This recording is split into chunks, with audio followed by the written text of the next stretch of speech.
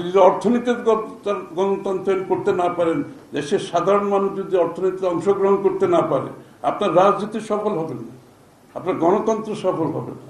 সাংবাদিকদের বেলায় তাই, তারা যদি মুক্তভাবে তাদের সাংবাদিকতা গণতান্ত্রিক পরিবেশে, মুক্ত পরিবেশে তারা যদি পালন করতে না পারে, তাহলে গণতন্ত্র কাজ করবে না বাংলাদেশ।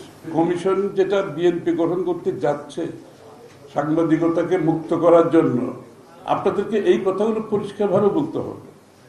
এবং সাংবাদিকদের যে আপনাদের, আমি মনে করি সাথে সাথে সাংবাদিকদের তো দায়িত্ব নিয়ে যখন লাইনটা ড্র করা হবে, তারা কিন্তু তখন সাংবাদিকদের ইন্টিগ্রিটি নিয়ে প্রশ্ন যাতে না হয়, সাংবাদিকদের সততা, স্বচ্ছতা, যোগ্যতা, নিরপেক্ষতা নিয়ে যাতে প্রশ্নবিদ্ধ না হয়। তাহলে এটা যদি আবার হয়, তাহলে কিন্তু আবার আমরা আগের জায়গায় চলে যাব।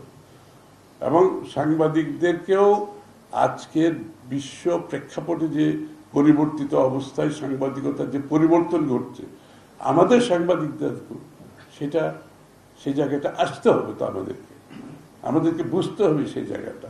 বাংলাদেশের সমস্ত সম্পদ পুঞ্জীভূত হয়েছে একটা শ্রেণীর হাতে।